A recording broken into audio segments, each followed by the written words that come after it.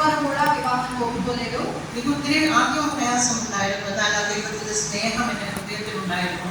എനിക്കറിയാം എൻ്റെ കർത്താവ് എൻ്റെ കൂടെ ഉണ്ട്. അത് മാത്രം എനിക്ക് മതിയെന്ന് ഞാൻ കാണും. ఎవరికి ఇష్టం లేదు కాబట్టి మా పెళ్ళికి మా కుటుంబం వాళ్ళు ఎవ్వరు రాలేదు. నాకు మొదటిగా చాలా బాధ ఉండేది. కానీ నాకు ఒక విషయం అయితే తెలుసు, దేవుడు నాతో పాటు ఉన్నాడు కాబట్టి దీంట్లో నేను ముందుకు సాగగలను ఒక గట్టి నమ్మకం నాకు ఉండేది. അതിനുശേഷം ഞാൻ വർഷങ്ങൾ മുൻപോട്ട് പോയി.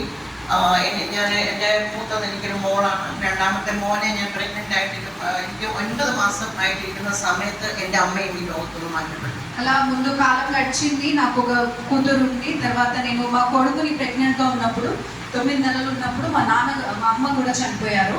అదే నేను ഒരുപാട് വിഷമത്തിലാക്കി. నాకు చాలా బాధ అనిపించింది ఆ సంఘటన ద్వారా.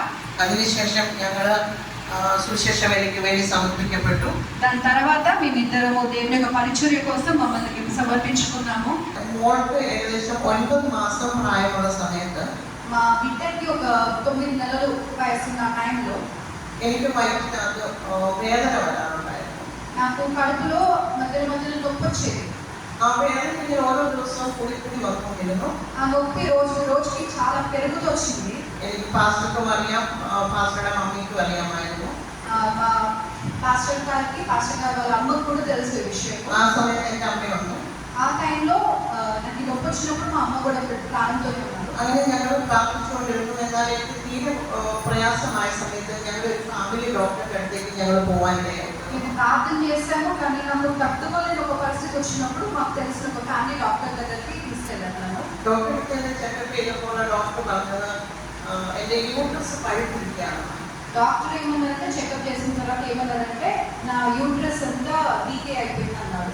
ഡോക്ടർ എന്നോട് പറഞ്ഞത് എത്രയും പെട്ടെന്ന് യൂട്രസ് റിമൂവ് ചെയ്യണം. తర్వాత ఏమన్నారంటే యూట్రస్ ఎంత త్వరగా ఎదుగుతో దాన్ని తీసేయాలని చెప్పారు. ഒരു ദിവസം പോലും വെച്ചുകൊണ്ടിരിക്കാൻ പാടില്ല എന്ന് പറഞ്ഞു. ఇంకొక రోజు కూడా మీ శరీరంలో ఉండదు అని డాక్టర్ చెప్పారు. ആ സമയത്ത് ഞങ്ങൾക്ക് മോൾ മാത്രമേ ഉള്ളൂ. ఆ టైంలో మాకు బిడ్డ మాత్రమే.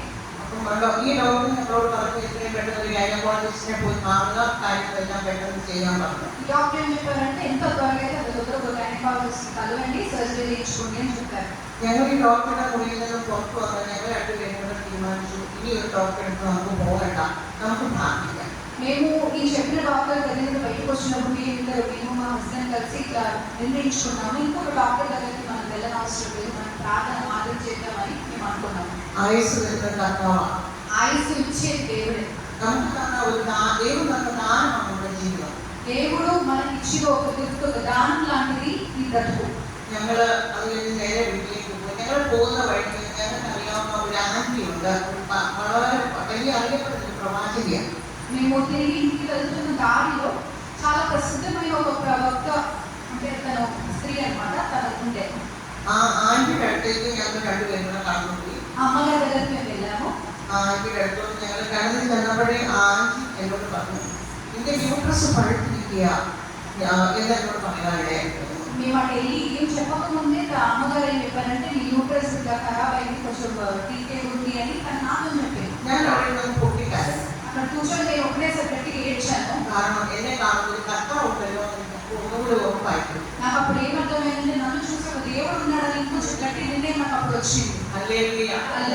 ഞാൻ അത് കഴിഞ്ഞ് ഞങ്ങൾ രണ്ടുപേരും കൂടെ വീട്ടിൽ പോയി. ഞങ്ങൾ 3 ദിവസം ഉപവസിച്ചു പ്രാർത്ഥിച്ചു. మేము ఇద్దరం కలిసి ఇంటికి వెళ్ళి 3 దినముల వరకు ఉపవాస ప్రార్థన చేశాము. ആ ഉപവാസ പ്രാർത്ഥന കഴിഞ്ഞ് ഞങ്ങൾ വീണ്ടും ഈ ആന്റിയുടെ അടുത്തേക്ക് പ്രാർത്ഥിക്കാൻ വേണ്ടി കടന്നു. ఉపవాస ప్రార్థన చేసిన తర్వాత మళ్ళీ ఈ అమ్మగారి దగ్గరికి మేము కలవడానికి వెళ్ళాము. ഞങ്ങൾ അവിടെ നിന്ന് പ്രാർത്ഥിച്ചു. ഭയങ്കര അഭിഷേകത്താൽ ദൈവം വന്നു. అక్కడ మేము ప్రార్థన చేస్తున్నప్పుడు పెద్ద అభిషేకంతో మమ్మల్ని నింపారు దేవుడు. എനിക്ക് അവർ പുതു ഭാഷകളിൽ സംസാരിക്കാൻ ദൈവം. ఆ దినము నూతన భాషలు నా నోట్లో దేవుడు ఇచ్చారు. ആ സമയത്ത് എനിക്ക് മനസ്സിലായി എന്റെ ശരീരത്തിൽ നിന്ന് എന്തോ എനിക്കൊരു ഭാരം കുറയുന്ന പോലെ ഫീൽ ചെയ്തു. ఆ సమయంలో నాకు ఎట్లా అనిపించిందంటే నా శరీరంలో ఏదో భారం నన్ను వదిలిపెట్టి వెళ్ళినప్పుడు అనిపించింది. അത് കഴിഞ്ഞ് എനിക്ക് ആ വയറിന്റെ വേദന ഉണ്ടായിട്ടേ ഇല്ല. ఆ సంఘటన జరిగిన తర్వాత కడుపులో నొప్పి నాకు అసలుకే రాలేదు. അത് കഴിഞ്ഞ് ഞാൻ വീണ്ടും പോയി ചെക്കപ്പ് ചെയ്തു. ఇదంతా అయిన తర్వాత మళ్ళీ చెకప్ చేశాను. എനിക്ക് നോർമൽ ആയിട്ടുള്ള ഒരു യൂട്രസ് ഉണ്ട്. నార్మల్గా ఒక యూట్రస్ ఇచ్చారు. എന്റെ കർത്താവ് എത്ര വലിയവൻ. నా దేవుడు ఎంత గొప్పవాడు. നമ്മുടെ ഏത് പ്രയാസത്തിലും, మన ఎంత బాధపడుతున్నా നമ്മുടെ ഏത് പ്രതികൂലത്തിലും, మన ఎట్టి స్థితిలో అయినా కానీ നമ്മുടെ ഉള്ളങ്ങളിൽ വഹിക്കുന്ന ഒരു വഹിച്ചുകൊണ്ടിരിക്കുന്ന ഒരു പിതാവ് നമുക്കുണ്ട്. మనల్ని తన అరచేతిలో వహించుకొని കൂടുതൽ ഭാരം ചുമക്കുന്നത്. నాకు తెలుసు మనము స్త్రీలమే చాలా ఎక్కువ భారం మోసుకునే వాళ్ళం మనమే. മാക്സിമം സഹോദരിമാരുടെ ഒരു അസുഖം ഉണ്ടെങ്കിൽ ഒരു സമയത്ത് പോയില്ല. మాక్సిమం ఎక్కువ శాతం మనకి ఏమైనా రోగం వస్తే మనం అసలు బయటికి చెప్పకుండా അവർ ഇത്രയും സഹിക്കാൻ നോക്കും. మాక్సిమం మనం ఏం చేస్తాం సహిస్తాం. എന്നാൽ നമ്മളെ കാണുന്ന ഒരു കർത്താവുണ്ട്. కానీ మనల్ని చూసి ఒక దేవుడు ఉన్నాడు. നമ്മളൊക്കെ ഇരുളിൽ കിടന്നവരാണ്. మనమందరం చీకటిలో ఉన్న వాళ్ళం. അവിടുന്ന് കർത്താവ് നമ്മളെ വിളിച്ചത്. ఆ చీకటిలో నుండి మనల్ని బయటికి పిలిచి దేవుడు వేర్పరిచారు. ആ വെളിച്ചം നമ്മുടെ മേൽ പകർന്നപ്പോൾ നമ്മൾ അനേകം ആ വെളിച്ചം പകരുവാൻ തയ്യാറി തീർക്കും. అట్టి వెలుగు మన మీద దేవుడు ఇచ్చినప్పుడు ఆ వెలుగుని అనేకులకు ఇవ్వడానికి దేవుడు మన ద్వారా సహాయం చేశారు. ദൈവത്തിന്റെ ആ വെളിച്ചം എന്ന് പറയുന്നത് അതൊരു ഭയങ്കരമായ ഒരു ശക്തിയാണ്. దేవుని వెలుగు అని నేను అన్నాను కదా, అదొక గొప్ప శక్తి అది. നമ്മുടെ ജീവിതത്തിൽ ഏത് പ്രതിസന്ധി വന്നാലും ഏത് പ്രതികൂലം വന്നാലും మన జీవితంలో ఎట్టి గొప్ప ప్రతి అవస్థ వచ్చినా కానీ നമ്മുടെ ദൈവത്തിന്റെ പാതയുടെ മുട്ട് മടക്കാൻ കഴിയുന്നുണ്ടോ? మనము అట్లా మన జీవితంలో ప్రతికూలమైన పరిస్థితులు వచ్చినప్పుడు దేవుని సన్నిధికి వెళ్ళి మోకాలు ఉండడానికి మనకి సాధ్యం అవుతుందా? നമുക്ക് നമ്മുടെ പ്രാർത്ഥന നമുക്ക് വർദ്ധിപ്പിക്കാൻ കഴിയുന്നുണ്ടോ? మన యొక్క ప్రార్థన మనం అధికంగా ఇంకా ప్రార్థన చేయగలుగుతున్నామా? എനിക്കറിയാം ഏറ്റവും കൂടുതൽ പ്രാർത്ഥിക്കാൻ കഴിയുന്നത് സഹോദരന്മാർ. నాకు ఒక విషయం తెలుసు, అందరికంటే ఎక్కువ ప్రార్థన చేయడానికి ఒక ఎబిలిటీ మనకే ఉంటుంది, స్త్రీలకు ఉంటుంది. എനിക്ക് ഏറ്റവും ഇഷ്ടമുള്ള കാര്യവും പ്രാർത്ഥന. నాకు అన్నిటికంటే ఇష్టమున్న ఒక విషయం ఏంటంటే ప్రార్థన చేయడం. എനിക്ക് രാത്രി എല്ലാവരും ഉറങ്ങി കഴിയുമ്പോൾ എനിക്ക് രാത്രി ഇങ്ങനെ പ്രാർത്ഥിക്കാൻ എനിക്ക് ഭയങ്കര ഇഷ്ടമാണ്. రాత్రి అందరూ నిద్రపోయిన తర్వాత ఒంటరిగా కూర్చొని ప్రార్థన చేయడం నాకు చాలా ఇష్టం. ഞാൻ പ്രാർത്ഥിച്ച് ഞാൻ ലേറ്റായി കിടക്കും. ഞാൻ കിടക്കുന്ന ഉടനെ ആശ്രയിക്കും. నేను ప్రార్థన చేసి చాలా లేట్గా పడుకుంటాను. నేను పడుకున్న వెంటనే పాస్టర్ చేసి ప్రార్థన మొదలు పెడతారు. അങ്ങനെ പറഞ്ഞ് ഞങ്ങൾ ഓൺലൈൻ പ്രേയറാണ് ഞങ്ങളുടെ വീട്ടിൽ ചെയ്യുന്നത്. దాని అర్థం ఏంటంటే మా ఇంట్లో ప్రతిరోజు ఆన్లైన్ ప్రేయర్ జరుగుతూనే ఉంటుంది. ഈ പ്രാർത്ഥന ഇല്ലാതെ നമുക്ക് മുന്നോട്ട് പോകാൻ കഴിയത്തില്ല. ఈ ప్రార్థన లేకుండా అసలు ముందడుగు పెట్టడం మన వల్ల కాదు. പ്രാർത്ഥന എന്ന് പറയുന്നത് നമുക്ക് ദൈവവുമായിട്ടുള്ള ഒരു കമ്മ്യൂണിക്കേഷനാണ്. ప్రార్థన అంటే ఏంటి? మనము దేవునితో మనము ఒక సంభాషణ లాంటి ప్రార్థన. നമ്മൾ ഫോണിൽ മറ്റുള്ളവരോട് സംസാരിക്കാറുണ്ട്. మనము ఫోన్లో ఇంకొకరితో మాట్లాడతాం కదా, നമുക്ക് ദൈവവുമായിട്ട് സംസാരിക്കുന്നത് നമ്മുടെ ഒരു ഫോണാണ് പ്രാർത്ഥന എന്നത്. అట్లనే ఆ ఫోన్ బదులు ప్రార్థన అనేది ఒక ఫోన్ లాగా ఎవరితో మాట్లాడాలి? మనం దేవునితో మాట్లాడాలి. അങ്ങനെ ഞങ്ങൾ കേരളത്തിൽ കർത്താവിന്റെ വേലയിലായിരിക്കുന്ന സമയത്ത് ദൈവത്തിന്റെ ആത്മാവ് ഞങ്ങളോട് 3 പ്രാവശ്യം ഞങ്ങളെ മഹാരാഷ്ട്രയിലേക്ക് അയക്കുന്നത്. మేము కేరళలో పరిచర్యలో ఉన్నప్పుడు దేవుని ఆత్మ 3 సార్లు మాతో మాట్లాడారు. మిమ్మల్ని మహారాష్ట్ర పంపబోతున్నానని చెప్పారు. ഞങ്ങൾ മഹാരാഷ്ട്രയിലേക്ക് പോകാൻ വേണ്ടി ഞങ്ങൾ പ്രാർത്ഥിച്ചുകൊണ്ടിരുന്നു. మహారాష్ట్రకి వెళ్ళాలని మేము ప్రార్థన కొనసాగిస్తూ వచ్చాము. അങ്ങനെ ഇരിക്കുന്ന സമയത്ത് ഞങ്ങൾ മഹാരാഷ്ട്രയിലേക്ക് പോകാൻ ദൈവം ഒരു അവസരം ഒരുക്കി തന്നു. అలా ఉన్నప్పుడు ఒక అవసరాన్ని దేవుడు ఒక అవకాశం తెచ్చాడు మహారాష్ట్రకి వెళ్ళడానికి. ആ സമയത്ത് ഞങ്ങൾക്ക് രണ്ടാമത്തെ മോനെ ദൈവം തന്നു. ఆ టైంలో దేవుడు మాకు ఒక కుమారుని ఇచ్చారు. ഞങ്ങൾ കുഞ്ഞുങ്ങൾ ഒന്നിച്ച് ഞങ്ങൾ മഹാരാഷ്ട്രയിലേക്ക് പോയി. పిల్లలు అందరం కలిసి మేము మహారాష్ట్రకి వెళ్ళాము. ആ മഹാരാഷ്ട്രയിൽ ഞങ്ങൾ ചെല്ലുമ്പോൾ ഞങ്ങൾക്ക് അവിടുത്തെ ഭാഷ അറിയത്തില്ല. അവിടുത്തെ ഞങ്ങൾക്ക് ഒന്നും പറഞ്ഞുകൂടാ. ഞങ്ങളുടെ കയ്യിൽ പൈസ ഇല്ല, ഒന്നുമില്ല. ഞങ്ങൾ വീട്ടില് പാസ്റ്ററുടെ വീട്ടില് പോകുന്നതിനോട് എതിരായിരുന്നു. అక్కడికి వెళ్ళినప్పుడు మా దగ్గర డబ్బు లేదు, మాకు భాష తెలియదు. మేము వెళ్తున్నందుకు పాస్టర్ గారి ఇంట్లో అందరూ చాలా వ్యతిరేకం చేశారు మాకు. അവിടെ ഞങ്ങൾ കടന്നു ചെന്നതിന് ശേഷം ഞങ്ങൾ ആദ്യത്തെ ആരാധന എന്ന് പറയുന്നത് അവിടെ ഒരു അമ്മയും ഒരു മകനും മാത്രം. അവരൊരു മലയാളികളാണ്. അവർ നേരത്തെ രക്ഷിക്കപ്പെട്ടു. അവർക്ക് ഒരു ചർച്ചയില്ലാതെ നിൽക്കുന്ന ആ 2 പേരെ ഞങ്ങൾ കണ്ടു. మా మొదటి ఆరాధన ఎట్లా అంటే ఒక అమ్మగారు వాళ్ళ కొడుకు, వాళ్ళు విశ్వాసులే కానీ సంఘం ఏం దొరకలేదు కాబట్టి వాళ్ళతో పాటు మేము ఆరాధిస్తూ వచ్చాము. మొదటి ఆరాధన అట్లా അങ്ങനെ ഞങ്ങളുടെ ആരാധന തുടങ്ങുവാൻ ഇടയായി. అట్లా మేము మొదటి ఆరాధన మేము ప్రారంభించాము. അങ്ങനെ 29 വർഷമായി മഹാരാഷ്ട്രയിൽ കർത്താവിന് വേണ്ടി അധ്വാനിക്കാൻ കർത്താവ് ഞങ്ങൾക്ക് ഭാഗ്യം തന്നു. గడిచిన 29 సంవత్సరాలు మహారాష్ట్రలో దేవుడికి పరిచయం చేయడానికి దేవుడు మాకు భాగ్యం ఇచ్చారు. హల్లెలూయా. എല്ലാവരും സന്തോഷമുള്ളവരായിരിക്കും. അറിയാം మీరందరూ సంతోషంగా ఉన్నారో నాకు తెలుసు. നിങ്ങൾക്ക് എൻ്റെ ജീവിതത്തിലെ ഈ അനുഭവങ്ങൾ നിങ്ങൾക്ക് അനുഗ്രഹമായി തീരണം എന്ന് ഞാൻ ആഗ്രഹിക്കുന്നു. నేను నా జీవితంలో జరిగిన విషయాలతో పంచుకుంటున్నప్పుడు అది మీకు ఆశీర్వాదంగా మారాలన్నదే నా కోరిక. നമ്മളെല്ലാവരും കർത്താവിന് വേല ചെയ്യുന്നവരാണ്. మనం అందరం దేవుని యొక్క సేవలో వాడబడుతున్న వాళ్ళమే. നിങ്ങളെല്ലാവരും നിങ്ങളെ കൊണ്ട് കഴിയാവുന്ന രീതിയിൽ കർത്താവിന് വേണ്ടി അധ്വാനിക്കുന്നവരാണ്. మీలో ప్రతి ఒక్కరు మీకు అయినంత మట్టుకు దేవుని యొక్క పరిచయం చేస్తున్న వాళ్ళే. നമ്മളൊക്കെ ട്രാക്ക് കൊടുക്കാമോ? మనం ఏం చేస్తే ప్రార్థిస్తాము. എന്നാൽ ഈ അന്ധകാരത്തിന്റെ ആ പിശാച് നമ്മളിൽ പോരാട്ടം കൊണ്ട് വരുമ്പോൾ നമുക്ക് അതിനെ അതിജീവിക്കുവാൻ നമ്മൾ ദൈവവുമായി കൂടുതൽ ബന്ധത്തിലേക്ക് കടന്നു വരണം. కానీ సాతాను మనం వ్యతిరేకంగా పోరాటం తీసుకొని వస్తున్నప్పుడు దాన్ని మనం జయించడానికి దేవుని సన్నిధిలో ప్రతి దినము మనం ప్రార్థన చేయాలి. ഞങ്ങൾ മഹാരാഷ്ട്രയിൽ കടന്നു ചെന്നു. അതിനുശേഷം ഞങ്ങൾക്ക് ദൈവം തന്ന ആദ്യത്തെ ഒരു ടെസ്റ്റ് എന്ന് പറയുന്നത് ഞങ്ങളുടെ മൂത്ത മോക്ക് ആ സമയത്ത് ഏകദേശം 7 വയസ്സ് പ്രായമുണ്ട്. మేము మహారాష్ట్రకి వెళ్ళిన తర్వాత మాకు వచ్చిన ఒక ఫస్ట్ పరిశోధన లాంటిది ఏంటంటే మా బిడ్డకి 7 సంవత్సరాలు ఉంటాయి. అప్పుడు മോക്ക് കൈക്കടി വയറുവേദന ഉണ്ടാവും. మా బిడ్డకి చిన్నప్పుడు ఏంటంటే ప్రతిసారి కడుపు నొప్పి వచ్చేదన్నమాట. അവളിങ്ങനെ എപ്പോഴും ഞങ്ങളോട് പറയും, എനിക്ക് പറ്റില്ല, സ്കൂളിൽ പോകാൻ പറ്റുന്നില്ല, കുഞ്ഞിന് സ്കൂളിൽ പോകാൻ പറ്റുന്നില്ല, ഭയങ്കര വേദന, ഓരോ ദിവസവും വേദന കൂടിക്കൊണ്ട്. బిడ్డ రోజు చెప్పేది నా కడుపులో బాగా నొప్పి వస్తుందమ్మా, నేను స్కూల్కి వెళ్ళలేను అని రోజు చెప్పేది మాతో. അങ്ങനെ ഞങ്ങള് അവസാനം ഇവരെ ഡോക്ടറെ അടുത്ത് കൊണ്ടുപോയി. మేమేం చేస్తామంటే డాక్టర్ దగ్గరికి తీసుకెళ్ళాం. അവിടെ ഒരു ഹസ്ബൻഡ് മലയാളിയും വൈഫ് ഡോക്ടർ പീഡിയാട്രിഷ്യൻ, അപ്പൊ കന്നഡക്കായിരുന്നു. అక్కడ హస్బెండ్ మలయాళి, ఇంకా వాళ్ళ వైఫ్ కర్ణాటకకు సంబంధించి తను పీడియాట్రిషియన్. അവര് വിശ്വാസത്തിൽ നേരത്തെ വന്നിട്ട് അവർ പിന്നാക്കി പോയത്. వీళ్ళు ఎట్లా అంటే ఫస్ట్ దేవుడిని నమ్ముకొని తర్వాత వెనక్కి వెళ్ళిపోయిన వాళ్ళు. వీళ్ళు അതുകൊണ്ട് അവർക്ക് വിശ്വാസത്തോട് ഒട്ടും താല്പര്യമില്ല. వాళ్ళు వెనక్కి వెళ్ళింది కాబట్టి విశ్వాసాలు అంటేనే వాళ్ళకి ఇద్దరికి కోపము.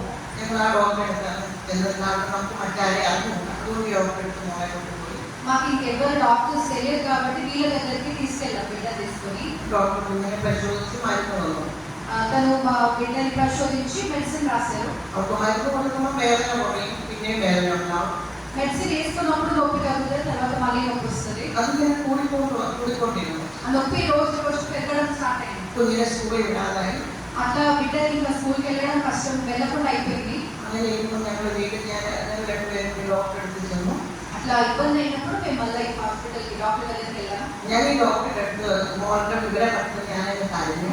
నేను మా బిడ్డ గురించి ఆ డాక్టర్తో చెప్తున్న ఆ టైంలో నేను ఏడ్చాను బాధతోని. ആ ഡോക്ടർക്ക് അപ്പോൾ എന്തോ ഒരു മനസ്സിനകത്തൊരു ഇഷ്ടം തോന്നി. మేము అట్లా ఏడ్చినందుకో మాకు తెలియదు కానీ అప్పటికే ఆ డాక్టర్ అట్లా ఏడ్చినందుకు డాక్టర్కి మా పట్ల కొంచెం ప్రేమ కరుణ అనుకుంటుంది. ഞാൻ വിശ്വസിക്കുന്ന അവരുടെ ഹൃദയത്തിൽ ദൈവം ഇടപെട്ടു. నాకు తెలుసు దేవుడు తనతో మాట్లాడే సమయంలో నాకు తెలుసు. അപ്പോൾ ഡോക്ടർ ഞങ്ങളോട് പറഞ്ഞു, മോളെ സ്കാൻ ചെയ്യാം. అదే తను ఏం చెప్పారంటే అదైతే మనం కొంచెం పని చేద్దాం, పాపను ఒకసారి స్కాన్ చేస్తుంటామని చెప్పారు. ഡോക്ടർ കുറിച്ച് വന്നു. తను రాసి పెట్టారు వచ్చి. ഞങ്ങൾ മോളെ കൊണ്ട് പോയി സ്കാൻ ചെയ്തു. బిడ్డని మేము తీసుకెళ్ళి స్కాన్ చేసాము. സ്കാൻ ചെയ്ത് കഴിഞ്ഞപ്പോൾ ഡോക്ടർ എന്നെ കൊണ്ടുപോയി മാസ്ക് മോളോടാണ് പോയത്. నేను నన్ను తీసుకెళ్ళలేదు, పాస్టర్ గారు బిడ్డ లోపలికి వెళ్ళారు. ഈ സ്കാനിങ് കഴിഞ്ഞപ്പോൾ ഈ ഡോക്ടർ മോളോട് വന്ന് മോളെ കൊണ്ടുപോയി. స్కానింగ్ అయిపోయిన తర్వాత డాక్టర్ ఏం చెప్పారంటే బిడ్డని బయటనే కూర్చోమని చెప్పారు. പാസ്വേഡ് പറഞ്ഞു. పాస్టర్ గారితో చెప్పారు മോളെ കൂടി വന്നാൽ 6 മാസം ജീവിക്കും. బిడ్డ ఇంకా ఎక్కువ అయితే 6 నెలలు మాత్రమే బ్రతుకుంటుంది. മോളുടെ വയറിനകത്ത് മുഴുവൻ മുഴകളാണ്. బిడ్డ కడుపులో మొత్తం గడ్డలు ఉన్నాయని చెప్పారు. മോളുടെ പാൻക്രിയാസ് മുഴ കൊണ്ട് നിറഞ്ഞിരിക്കുകയാണ്. తనకున్న ప్యాంక్రియాస్ మొత్తం గడ్డలతో నిండిపోయింది. അതുകൊണ്ട് പാസ്റ്റർ മോളെ നിങ്ങൾ നല്ല രീതിയിൽ നോക്കുക, മോൾ അന്നും കളിക്കുന്നില്ല. అందుకే ఏమన్నారంటే ఇంకెక్కువ రోజులు బ్రతకదు కాబట్టి ఉన్నన్ని రోజులు ప్రేమగా మంచిగా చూసుకోండి బిడ్డని చెప్పారు. അത് ഞങ്ങളുടെ ജീവിതത്തിലെ ആദ്യത്തെ പരിശോധനയാണ്. మా జీవితంలో ఒక పెద్ద ఫస్ట్ ఒక టెస్ట్ లాగా మాకు. പക്ഷെ പാസ്റ്റർ എന്നോട് 2 ദിവസം കാര്യം പറഞ്ഞില്ല. పాస్టర్ గారు 2 రోజుల వరకు నాతో ఈ విషయం చెప్పలేదు. കാരണം ഈ സമയത്ത് മോൾക്ക് ഈ അസുഖം ഉണ്ടാകുന്നതിന് തൊട്ട് മുൻപ് എൻ്റെ മൂത്ത ബ്രദർ മരിച്ചു. ఎందుకంటే మా బిడ్డకి ఇట్లా నొప్పి స్టార్ట్ అయ్యే కొన్ని రోజుల ముందే మా పెద్ద అన్న చనిపోయారు. അപ്പോൾ ഞാൻ ആ പ്രയാസത്തിൽ ഇങ്ങനെ ഇരിക്കുന്നത് കൊണ്ട് പാസ്റ്റർ എനിക്ക് പറയാൻ കഴിയില്ല. అట్లా నేను చాలా బాధలో ఉన్నాను కాబట్టి మళ్ళీ చెప్తే కష్టం అని చెప్పి నాతో చెప్పలేదు. 2 ദിവസം കഴിഞ്ഞപ്പോൾ പാസ്റ്റർ എന്നോട് വിവരം പറഞ്ഞു. 2 రోజులు ఆగిన తర్వాత పాస్టర్ గారు వెళ్ళారు, నాతో ఈ విషయం చెప్పారు. പക്ഷേ എനിക്കൊരു പ്രയാസം തോന്നിയില്ല. కానీ నాకు మాత్రం ఎక్కువ బాధ అనిపించలేదు. ഞാൻ പാസ്റ്ററോട് പറഞ്ഞു, പാസ്റ്ററും പ്രയാസമില്ല, ഞങ്ങൾ 2 പേരും കൂടെ തീരുമാനിച്ചു നമുക്ക് 21 ദിവസം ഉപവസിക്കാം. పాస్టర్ గారు కూడా ఎక్కువ బాధపడలేదు. మేమిద్దరం కలిసి ఏం నిర్ణయం తీసుకున్నామంటే 21 రోజులు మనం ఫాస్టింగ్ చేద్దాం అనుకున్నాను. അങ്ങനെ ഞങ്ങൾ 21 ദിവസം ഉപവാസം തുടങ്ങി. అట్లా మేము 21 రోజులు ఫాస్టింగ్ చేయడం స్టార్ట్ చేసాం. അതൊരു ഫ്രൈഡേ ആയിരുന്നു. శుక్రవారం రోజు స్టార్ట్ చేశాము. അന്ന് ഏകദേശം 6-7 വിശ്വാസികൾ അന്ന് ആരാധനയ്ക്ക് കടന്നു വന്നു, പ്രാർത്ഥനയ്ക്ക് കടന്നു വന്നു. ఆ టైంలో ఒక 6-7 విశ్వాసులు ప్రార్థనకు వచ్చారు. പക്ഷെ അന്ന് അവിടെ ആരും പ്രാർത്ഥിച്ചില്ല, എല്ലാവരും കരഞ്ഞു. కానీ ఆ రోజు అక్కడ ఎవ్వరు ప్రార్థన చేయలేదు, అందరూ కూర్చొని ఏడ్చారు. ఆ రోజు ആ കരച്ചിൽ കഴിഞ്ഞ് എല്ലാവരും എഴുന്നേറ്റ് വീടുകളിൽ പോയി. ఏడ్చిన తర్వాత అందరూ వాళ్ళ ఇంట్లోకి వెళ్ళిపోయారు. എന്നാൽ ഞങ്ങൾ വീട്ടിൽ പോയി. മോളെ കൊണ്ട് രാത്രിയായി. ഞങ്ങൾ കിടന്നു കഴിഞ്ഞപ്പോഴത്തേക്കും മോള് വൈകുന്നേരം കൊണ്ട് ആശ്രമം കൂടാൻ ఆయన కైవసి ప్రార్థించుకుంటున్నాను. మేమేం చేస్తామంటే ప్రార్థన కొరకు ఇంటికి వెళ్ళాము. ఇంటికి వెళ్ళిన తర్వాత బిడ్డకు బాగా నొప్పి కాబట్టి పాస్టర్ గారిలో పడుతుంది. పాస్టర్ గారు మాత్రము తన కడుపు మీద చేయి పెట్టి ప్రార్థన చేస్తున్నారు. అన్ని రాత్రి ഞങ്ങളുടെ മുറിയിൽ ఆ రోజు రాత్రి మేము ఉన్న గదిలోకి దేవుడి సన్నిధికి వచ్చింది. ഞങ്ങളുടെ ഉപവാസത്തിന്റെ 1ാം ദിവസം രാത്രി വെളുപ്പിനെ ഒരു 3 മണിയായപ്പോൾ കർത്താവ് ഒരു ഭയങ്കര പ്രകാശമായിട്ട് ഞങ്ങളുടെ മുറികളിലാണ്. మేము ఉపవాసం ప్రార్థన చేసిన మొదటి రోజు రాత్రి ఒక గొప్ప వెలుగులాగా దేవుడు మేము ఉన్న గదిలోకి దిగి వచ్చారు. ഞാൻ ആ സമയം ക്ഷീണം കൊണ്ട് ഞാൻ പോയി 12 ദിവസങ്ങളായിട്ട് ഉറങ്ങുന്നില്ല. నేను బాగా అలసిపోయాను, ఎందుకంటే చాలా రోజులు నాకు నిద్ర లేదు కాబట్టి నేను నిద్రపోయాను. సమయం పాస్టర్ గారు ఆ సమయంలో మోకాళ్ళ మీద ఉండి ఏడ్చుకొని ప్రార్థన చేస్తున్నారు. കാരണം ഓരോ നിമിഷവും ഞങ്ങളുടെ രണ്ടുപേരും മനസ്സിൽ ഞങ്ങളുടെ കുഞ്ഞി ഞങ്ങളിൽ നിന്നും പോയിക്കൊണ്ടിരിക്കുകയാണല്ലോ എന്നുള്ള മനസ്സിന്റെ ప్రతి నిమిషము మాకు ఏంటంటే అయ్యో మా బిడ్డ మనల్ని వదిలి వెళ్ళిపోతుంది కదా అన్న బాధ ఎప్పుడు మాకు ఉండేది. എന്നാൽ അന്ന് ആ വെളുപ്പിനെ കർത്താവ് ഞങ്ങളുടെ കുഞ്ഞിനെ కానీ ఆ రోజు ఉదయం ఒక 3 గంటలకి దేవుడు మా గదిలోకి దిగి వచ్చి మా బిడ్డను కొట్టారు. കുഞ്ഞുങ്ങളെന്ന് പറയുന്നത് നമ്മുടെ സ്വന്തമല്ല. పిల్లలు అన్నది మన సొంతం కాదు. അവര് ദൈവത്തിന്റെ ദാനം. వాళ్ళు దేవుడు మనకి ఇచ్చిన వరదానం లాంటి వాళ్ళు. ദൈവം നമ്മളെ അവരെ വളർത്താൻ ഏൽപ്പിച്ചു. దేవుడు పెంచడానికి మన దగ్గర బాధ్యతగా వాళ్ళు ఇచ్చారు. നമ്മുടെ കുഞ്ഞി നമ്മുടെ കുഞ്ഞുങ്ങളെ നല്ല രീതിയിൽ വളർത്തി ദൈവത്തെ അറിയുന്ന കുഞ്ഞുങ്ങളാക്കി വളർത്തുകയാണ്. మన బాధ్యత ఏంటంటే ఆ పిల్లల్ని దైవ భయంలో పెంచడం అనేది మన బాధ్యత. അത് കഴിഞ്ഞ് മോള് വളരെ രാവിലെ ആ സമയത്ത് മോളെ ചുണ്ട് വീട്ടിൽ വെട്ടുകയായിരുന്നു. ఆ టైంలో ఏంటంటే నా బాధ అయినప్పుడు ఆ బిడ్డ పెద్దమూలి దగ్గర బ్లడ్ వచ్చేది. മോളെ സ്കൂളിൽ എല്ലാവരും വന്നിരുന്നു മോക്ക് ഇങ്ങനെ അസുഖം മോളെ രക്ഷപ്പെടുത്തി. అతని స్కూల్లో అందరికీ అప్పటికి తెలిసిపోయింది ఇట్లా చనిపోతుంది పాప అని అందరికి తెలుసు. ഒരുപാട് പേര് പോയി പ്രാർത്ഥിച്ചു. చాలా మంది మా బిడ్డ కోసం ప్రార్థన చేశారు. എന്നാൽ രാത്രി കർത്താവ് അവളെ കൊണ്ടു. కానీ ఆ రోజు రాత్రి మా దేవుడు తనని ముట్టాడు, స్వస్థపరిచారు. దాని తర్వాత కడుపు నొప్పి ఆ బిడ్డ రాలేదు. ഞങ്ങളുടെ 21 ദിവസത്തെ ഉപവാസം ഞങ്ങൾ തുടർന്നു. మేము మాత్రము 21 రోజులు ఉన్నామనుకున్నాం, అట్లనే చేసాము. ആ ഉപവാസത്തിന്റെ സമയത്ത് അനേക ആൾക്കാരെ ദൈവവിശ്വാസിലേക്ക് കാരണം അനേക രോഗികൾ കടന്നു വരാൻ. ఆ 21 రోజులు ఉపవాసం ఉన్నప్పుడే చాలా మంది దేవుడు మా దగ్గరికి సంఘంలో సభకు వచ్చారు. అందులో ఎక్కువ శాతం రోగులుగా ఉన్నారు. కోడైన విషయంలో 7 డాక్టర్లు కర్తావుని చేయడానికి. ఈ ఒక్క సాక్ష్యం మా బిడ్డ సాక్ష్యం ద్వారా 7 డాక్టర్లను దేవుడు రక్షించారు, రక్షణ అనుభవం తీసుకొచ్చారు. ఆ హాస్పిటల్లో డాక్టర్స్ అవరెల్లరూ ఇదాను అవరెల్లరూ యేసుని విశ్వసించారు. ఎందుకంటే ఆ హాస్పిటల్లో డాక్టర్స్ అందరికీ విషయం తెలిసింది కాబట్టి అందులో 7 యేసుని నమ్ముకున్నారు. അതിനുശേഷം മോള് വിവാഹം കഴിഞ്ഞ് ഇങ്ങനെ അമ്മയായി മോള് സന്തോഷമായി ജീവിക്കുന്നു. ఆ బిడ్డకి ఇప్పుడు పెళ్ళైంది, 3 పిల్లలు, ఒక మంచి సంతోషంగా పూరిలో బ్రతుకుతుంది. ఇప్పుడు മോള് എപ്പോഴും പറയും എന്റെ ജീവിതം എന്റെ ദൈവത്തിന്റെ ദൈവജീവിതം ദാനമാണ്. తను ఎప్పుడు చెప్తుంది నా జీవితం వల్ల దేవుడు నాకు ఇచ్చిన ఒక వరదానం అని. അവൾക്ക് എന്ത് അസുഖം വന്നാലും എന്ത് വന്നാലും അവൾ എന്നോട് പറയുന്ന ഒരു കാര്യമില്ല, അമ്മ എനിക്ക് എന്ത് ഭയപ്പെടാണ്, എന്റെ കർത്താവായിട്ട് ആയുസ് വന്നത്, ഇനി ഞാനെന്തിനാ ഭയപ്പെടുന്നത്. మా బిడ్డ జీవితంలో ఎట్లాంటి పరిస్థితి ఏ ప్రాబ్లం వచ్చినా కానీ చెప్తుంది, అమ్మ నేను ఎందుకు భయపడాలి, దేవుడు నాతో ఉన్నాడు కదా అని చెప్పి ఎప్పుడు నాకే ధైర్యం చెప్తాను. അങ്ങനെ ആ ഒരു മോളെ അസുഖം കഴിഞ്ഞ് പല രോഗികൾ അവിടെ സൗഖ്യമാകാൻ. మా బిడ్డ ద్వారా దేవుడు చేసిన గొప్ప సాక్ష్యం తర్వాత ఏమైందంటే చాలా మంది రోగులు స్వస్థపరచడం దేవుడు ప్రారంభించారంట. അങ്ങനെ മഹാരാഷ്ട്രയിൽ ദൈവത്തിന്റെ വേല ദൈവം നടത്തുവാൻ തുടങ്ങി. అలాగా మహారాష్ట్రలో దేవుని పరిచర్యను దేవుడు ఎదిరించడం ప్రారంభించారు. നമ്മൾ ദൈവവചനത്തിൽ വായിക്കുന്ന ഒരാളുണ്ട് യോബ്. మనకి అందరికీ తెలుసు, పశువుల గ్రంథంలో యోబు అన్న వ్యక్తి గురించి తెలుసు. యోబిന്റെ ജീവിതത്തിൽ വന്ന കഷ്ടത നമുക്ക് എല്ലാവർക്കും അറിയാം. యోబు జీవితంలో ఎట్టి పరిస్థితులు వచ్చాయో మనకు అందరికీ తెలుసు. యోబిని వదలని ഒരു అంశం പോലും നമുക്ക് കാണുന്നില്ല. కానీ ఎంత బాధపడిందో దాంట్లో కొంచెం శాతం కూడా మనకి రాలేదు. ദൈവവചനത്തിൽ പറയുന്നത് യോബ് നിഷ്ഠാക്കനും നേരുള്ളവനുമായിരുന്നു. దేవుని వాక్యం ఏం చెప్తుంది, యోబు అంటే నీతిని ప్రేమించేవాడు, తనలో కాబట్టి ఏమీ లేదు అని రాయబడింది వాక్యంలో. ദൈവത്തിന് ഏറ്റവും പ്രിയപ്പെട്ടവൻ, దేవునికి చాలా ప్రియుడైన వ్యక్తి యోబు. എന്നാൽ സാത്താൻ തന്നെ പരീക്ഷിക്കുവാനായിട്ട് കടന്നു. కానీ సాతాను తనని పరీక్షించడానికి తన దగ్గరకు వచ్చాడు. സാത്താൻ അറിയാം അവരുടെ ചുറ്റിനും ദൈവം വേദിയിരിക്കുകയാണ് തൊടാനത്. సాతానికి తెలుసు యోబు చుట్టూ దేవుడు తన కంచెను వేశాడు కాబట్టి సాతాను యోబు ముట్టలేదని సాతానికి తెలుసు. എന്നാൽ ദൈവത്തിന് യോബ് ആരാണെന്നറിയാം. కానీ దేవునికి తెలుసు యోబు ఎవరో. ദൈവം യോബിനെ സാത്താൻ പരീക്ഷിക്കുവാനായിട്ട് ദൈവം അനുവദിച്ചു. దేవుడు యోబును పరీక్షించడానికి సాతాను అనుమతించాడు. നമുക്കറിയാം യോബിന്റെ ജീവിതത്തിൽ ഉണ്ടായ നഷ്ടങ്ങൾ. మనకు తెలుసు ఎంత నష్టపోయాడో యోబు అన్నది.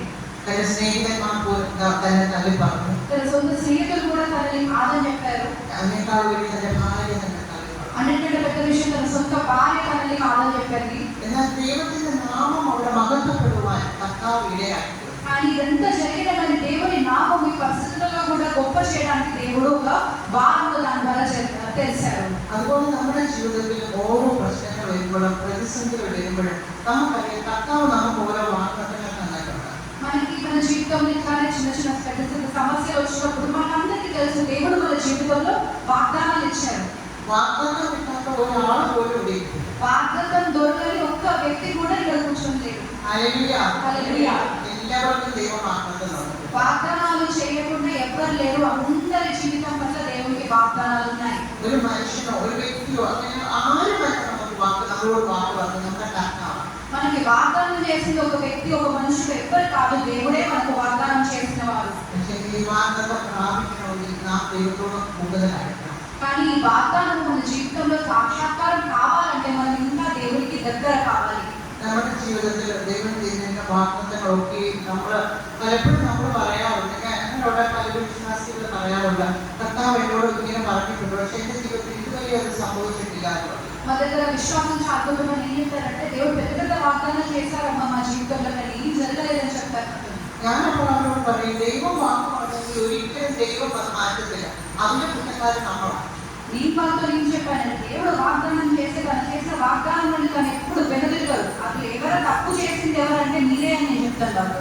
കർത്താവ് വാക്ക് പറഞ്ഞാൽ കർത്താവ് അത് നടത്തി. దేవుడు వాగ్దానం చెప్తే అది తప్పకుండా దేవుడు నెరవేరుస్తాడు.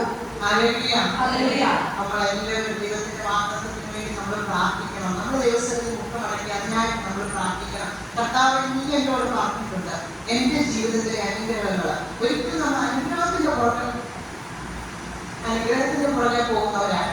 మనం కూడా ఏం చేయాలంటే మనం దేవుని సన్నిధిలో మోకాలని ప్రతిరోజు ప్రార్థించాలి. దేవుడా నువ్వు ఈ వాగ్దానం నా జీవితంలో ఇచ్చావు. దేవుడు మనల్ని ఆశీర్వదిస్తారని చాలా వాగ్దానాలు చేశారు. కానీ మనం ఎప్పటికీ కూడా ఆశీర్వాదాల వెంట మనము పరిగెట్టద్దు.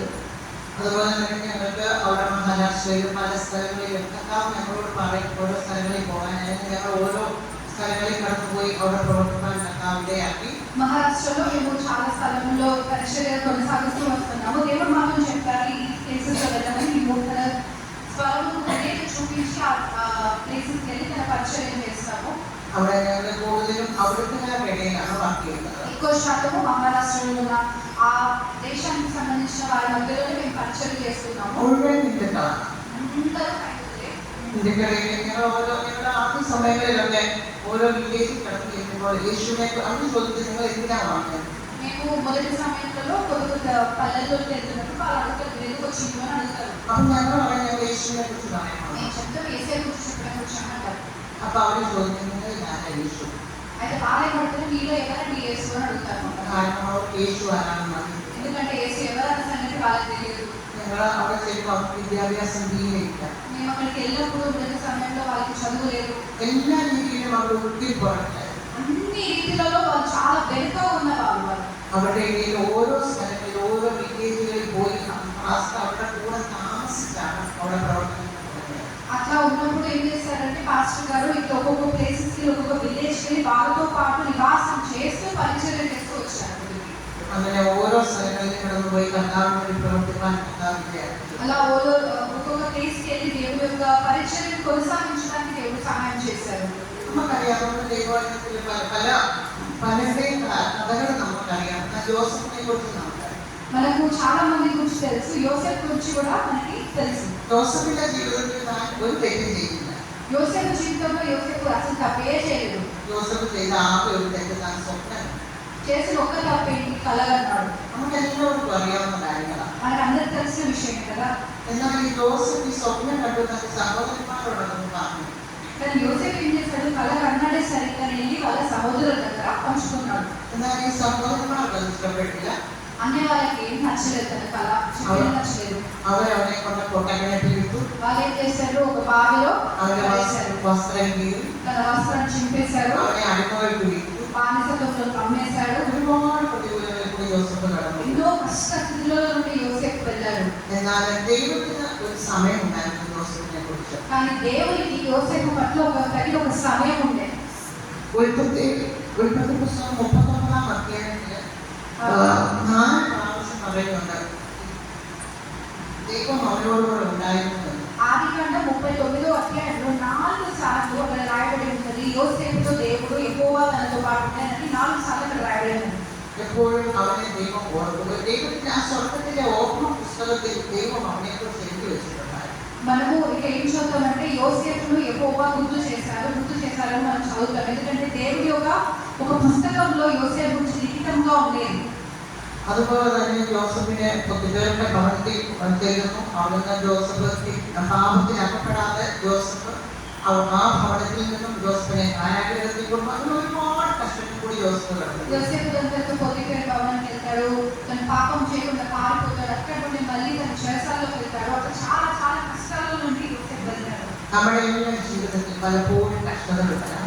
మనందరి జీవితంలో ఎలాగైతే యోసేపు జీవితంలో జరిగిందో కష్టాలు మనకు కూడా వస్తుంటాయి. നമുക്ക് നമ്മുടെ ഭവനത്തിൽ നമുക്കാണ് ഏറ്റവും കൂടുതൽ പ്രാർത്ഥിക്കാൻ കഴിയുന്നത്. మన ఇంట్లో మనకే అందరికంటే ఎక్కువ ప్రార్థన చేయడానికి అవకాశము, దానికి సామర్థ్యం మనకుంది. നമ്മളാരെങ്കിലും ജോലി ചെയ്യുന്ന സമയത്ത് നമുക്ക് പ്രാർത്ഥിക്കാം. వంటగదిలో పని చేసుకుంటున్నప్పుడు ప్రార్థన చేయొచ్చు. ഒരു ഭവനത്തിൽ ആ വീടിന്റെ വിളക്കെന്ന് പറയുന്നത് ആ വീട്ടിലെ സഹോദരി. ఒక ఇంటి దీపం ఏంటి అంటే ఆ ఇంట్లో ఉన్న సహోదరులే ఆ ఇంట్లో ఒక వెలుగు దీపం. ആ സഹോദരി കൂടിയാണ് ആ ഭവനം ദൈവം പണിയുന്നത്. ఆ ఇంట్లో ఉన్న స్త్రీ ద్వారానే దేవుడు ఆ భవనాన్ని కట్టుతాడు.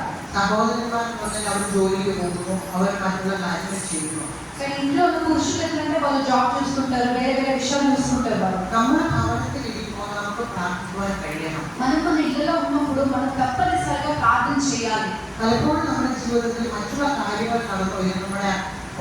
നമ്മുടെ ലോകപരമായ ഓരോ കാര്യങ്ങൾ കടന്നു വരുമ്പോൾ നമ്മുടെ പ്രാർത്ഥന കുറഞ്ഞു പോകാൻ ഇടയായി. చాలాసార్లు ఏమవుతుందంటే వేరే వేరే సంగతులు మన జీవితంలో వస్తాయి. ఆ టైంలో మనం ఏం చేస్తామంటే ప్రార్థనను తగ్గిస్తాం. സഹോദരന്മാരെ, നിങ്ങൾക്ക് എല്ലാവർക്കും ദൈവത്തിന്റെ സന്നിധിയിൽ ഏത് സമയത്തും കടന്നു ചെയ്യുവാൻ കഴിയും. ప్రియులారా, మీరు ఏ టైంలో కానీ ఏ సమయమైనా కానీ దేవుని సన్నిధికి వెళ్ళడానికి మీకు సాధ్యం అవుతుంది.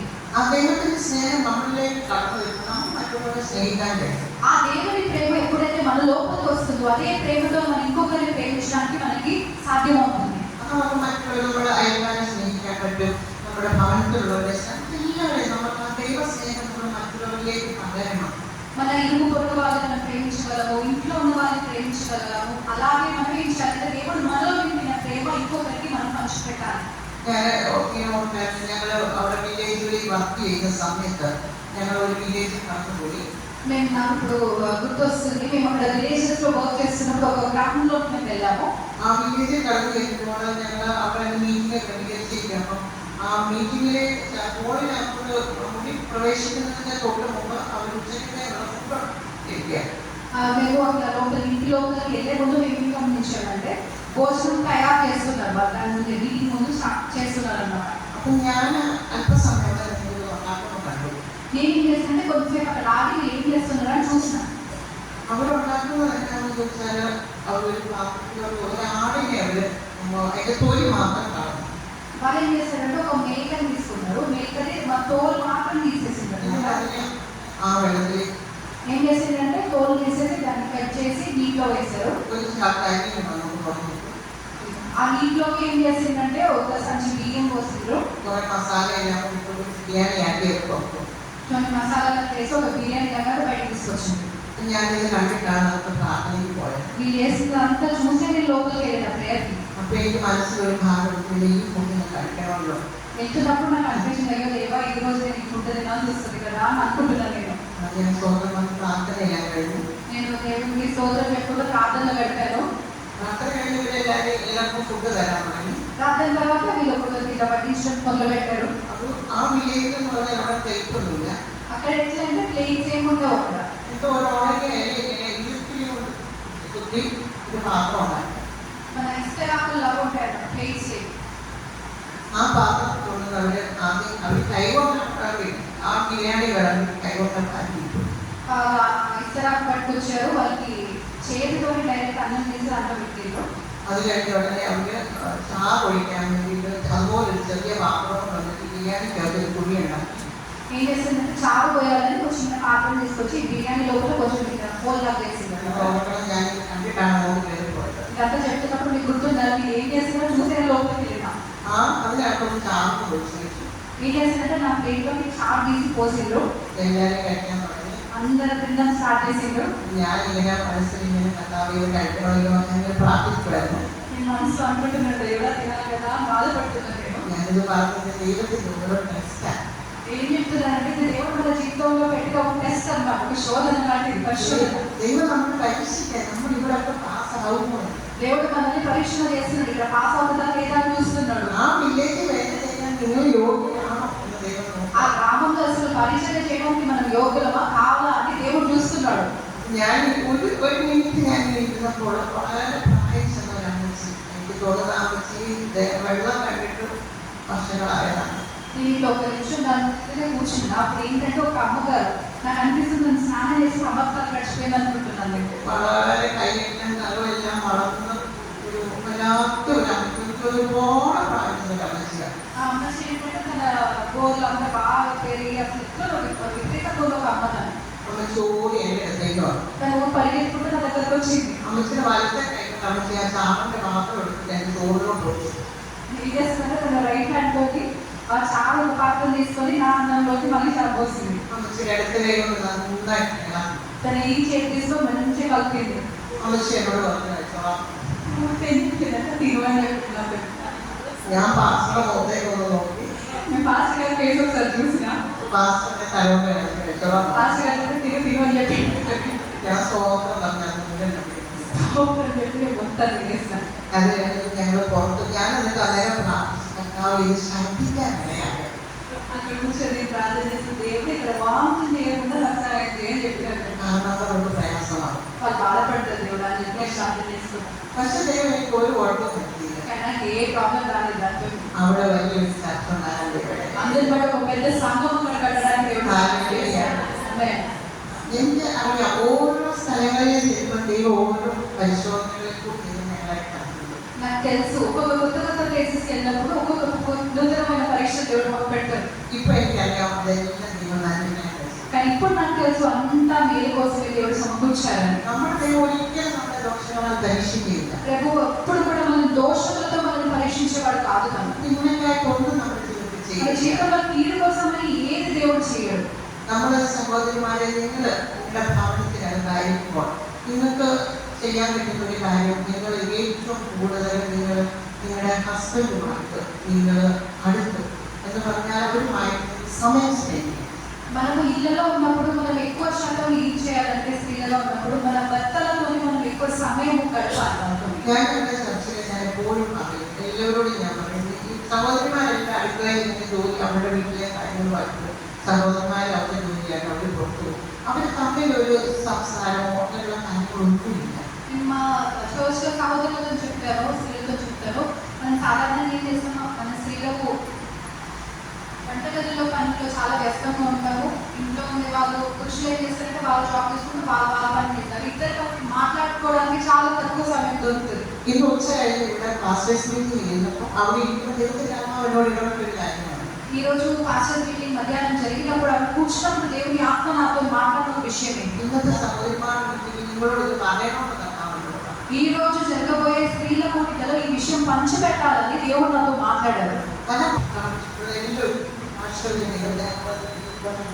భాషలను పొందిన వాళ్ళందరూ తెచ్చేసి అన్య భాషలో దేవునితో మాట్లాడుతున్నారు.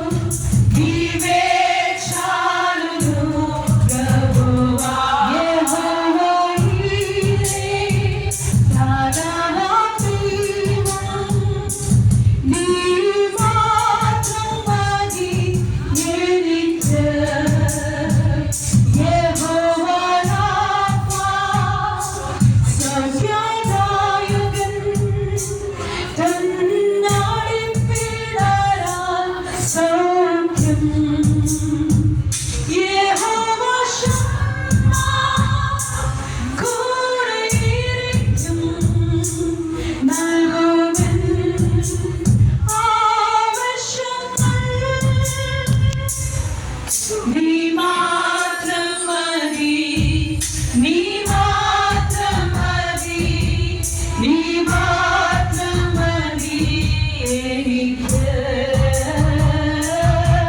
యేసు మాత్రమది, యేసు మాత్రమది, యేసు మాత్రమది, యేసు మాత్రమది, యేసు మాత్రమది, యేసు మాత్రమది, నీవే చాలును, నీవే చాలును, నీవే చాలును ప్రభువా, నీవే చాలును, నీవే చాలును, నీవే చాలును ప్రభువా. దేవుడు మనందరినీ ధారాళంగా ఆశీర్వదించిన కాక. రేపు ఉదయం మేము 7:30కి వెళ్తున్నాము ఇక్కడ నుండి. మాకు దేవుడు అప్పగించిన ఆ ప్లేస్లోకి మేము వెళ్తున్నాము. మీరందరూ మమ్మల్ని జ్ఞాపకం చేసుకోండి, ప్రార్థన చేయండి. ఎంతమంది ప్రార్థన చేస్తారండి మా కోసం? మనందరినీ దేవుడు ఆశీర్వదించిన కాక. దేవుడు మనతో చక్కగా మాట్లాడుతూ వచ్చినాడు కాబట్టి మీ అందరూ ధైర్యం పొందుకొని ఆదరణ పొందుకున్నారు కాబట్టి ఒకసారి దేవుడు మంచి ఇచ్చినటువంటి వాక్యాన్ని బట్టి మన స్తోత్రం చెల్లించుదాం. స్తోత్రం స్తోత్రం స్తోత్రం చెప్దాం. సాక్ష్యం ద్వారా వాక్యం ద్వారా దేవుడు మనతో సూటిగా మాట్లాడుతూ వచ్చినాడు. చాలా విషయాలు దేవుడు భక్తుల్ని నిలబెడుతూ అనేక విషయాల ద్వారా దేవుడు మనతో మాట్లాడుతూ వచ్చినాడు. అందుని బట్టి దేవుడు నామానికి మహిమ కలుగును గాక. ఆంటీ సాక్షి చెప్తున్నప్పుడు నా జీవితంలో కూడా దేవుడు చేసిన అనేక మేళ్లను ఒకసారి కూడా గుర్తు చేయడానికి, అంటే శ్రమల గుండా మనం వెళ్తున్నప్పుడు మనం చాలా బాధపడతాం. ఏమని మనకి ఎవరు లేరు లేదని, కానీ ఆ శ్రమల్లో మనకి ఎవరున్నా దేవుడు తోడుగా ఉన్నాడు. హల్లెలూయా హల్లెలూయా. ఇప్పటివరకు దైవ సేవకురాలు తన అనుభవం నుంచి సాక్ష్యం చాలా విషయాలు చెప్పింది. తన న్యూట్రస్ లో సమస్య వచ్చినప్పుడు దేవుడు సన్నిధిలోన, అంటే వాళ్ళు ముందుగా వెళ్ళక ముందే ఒక ప్రవక్త ద్వారా దేవుడు మాట్లాడుతూ వచ్చాడు. అంటే ప్రేయర్లో మనకు అటువంటి ఒక పార్ట్నర్ ఉండడం కూడా చాలా మంచిది, మనం అప్పుడు బలం పొందుకోవడానికి. అంటే ఈ విధంగా దేవుడు మనందరినీ బలపరిచినందుకు ఒకసారి కూడా ఈ రాత్రికాల సమయంలో దేవుని స్తుతించుదాం. స్తోత్రం స్తోత్రం స్తోత్రం స్తోత్రం. మనము చివరి సమయంలోకి వచ్చినాం. ఈ సమయంలోన మన రజనీ ఆంటీ గారి మనం శాల్వ చేత సత్కరించడానికి ఉన్నటువంటి సమయము.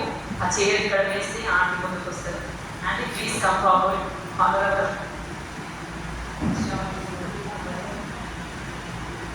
ఈ సమయంలోన జీవజలకి ముందుకు రావాలి. హేమల కక్కయ్య, రావి కక్కయ్య, మన శకుంతల సిస్టర్ శ్రీలత వీళ్ళు వచ్చి శాల్వతోటి ఆంటీని సత్కరిస్తారు.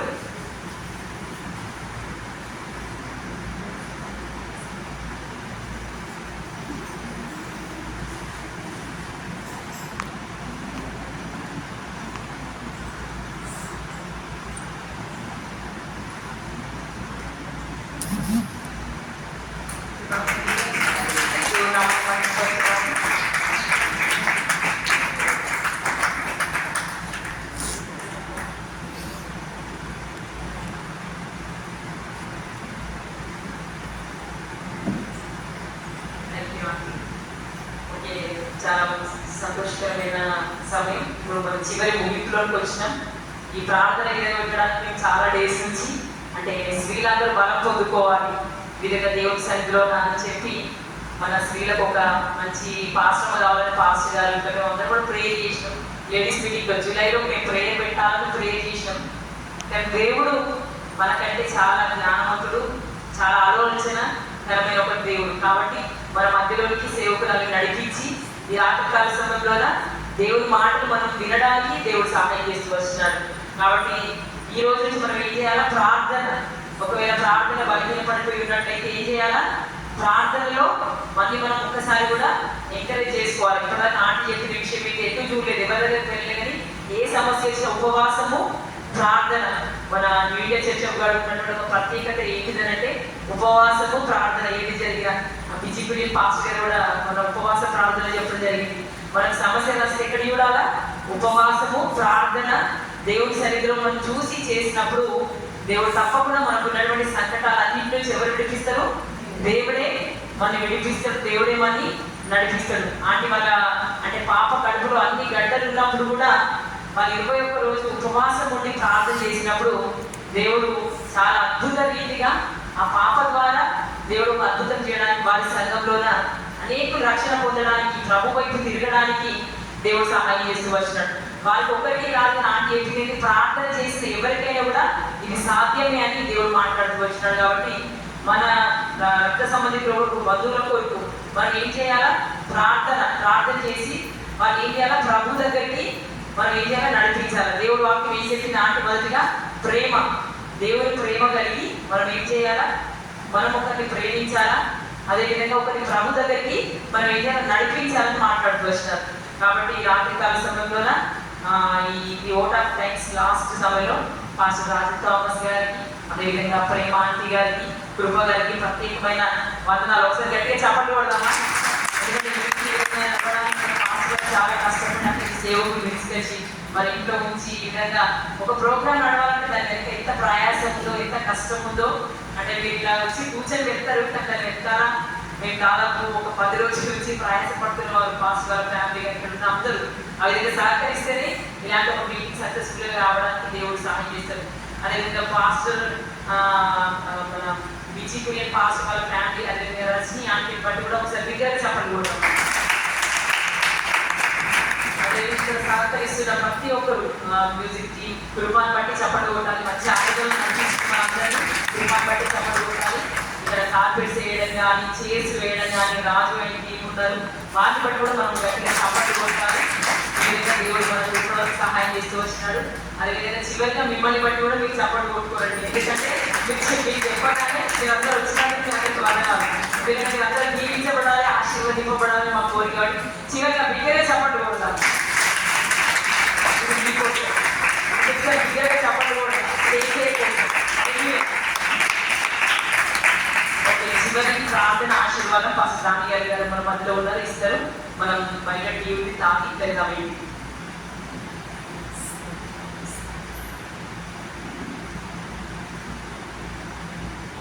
ప్రార్థన చేసిందా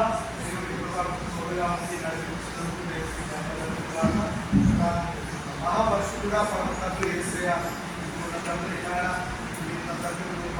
తోడుగా ఉన్నారు అని ఒకసారి కూడా ప్రభా తండ్రి దైవదాసురాలు ప్రభా అనేక సాక్ష్యములను నేను వినడానికి ప్రభా నిలిచిన కృప కొరకే వందనాలు. ఈ బిడ్డ ముఖ్యంగా ప్రతి మాటలు ప్రభా నువ్వు వచ్చిన వారందరి జీవితంలో 30, 60, 100 అవి ఫలించును గాకని నేను ప్రార్థిస్తున్నాను. ప్రభా వారు తిరిగి వెళ్తున్నప్పుడు ఆనందం సంతోషంతో నీ బిడ్డలు తిరిగి వెళ్తున్నారు గాక. ఇటీవల తండ్రి వారు ఉన్నటువంటి సంఘటనలు వారు వెళ్తున్నప్పుడే వారి యొక్క జీవితంలో నా తండ్రికి ఉన్న విడుదలగా యేసు నామములో అవి మార్చబడుతాయి. సన్నిధానంలో సమర్పిస్తున్నారు. ఇదిగో పరిచయం చేసిన దాసులు ఇద్దరు దీవించు. ఇదిగో తండ్రి వారి యొక్క సంఘంలో పరిచయం ప్రభావిస్తరింపజేయండి. ఇదిగో తండ్రి నాయన ఇప్పటి వరకు స్త్రీల కోరికలో తోడైనందుకు స్తోత్రం స్తోత్రం స్తోత్రం కృతజ్ఞతాస్తుతులు వందనాలు సమర్పిస్తూ ఘనత మహిమ మీకే ఆరోపిస్తూ యేసు నామమున అడిగి పెట్టుకుంటున్నాం తండ్రి. మన తండ్రి అయిన దేవుని ప్రేమ, యేసు ప్రభు కృప, పరిశుద్ధాత్మ యొక్క సహవాసం సమర్పణ వచ్చిన మనందరితో సదాకాలం తోడేండి నడిపించుగాక. ఈ స్త్రీల గురికల సాయంకాలంలో జయించిన దేవునికి బయలుదేరుతుందా.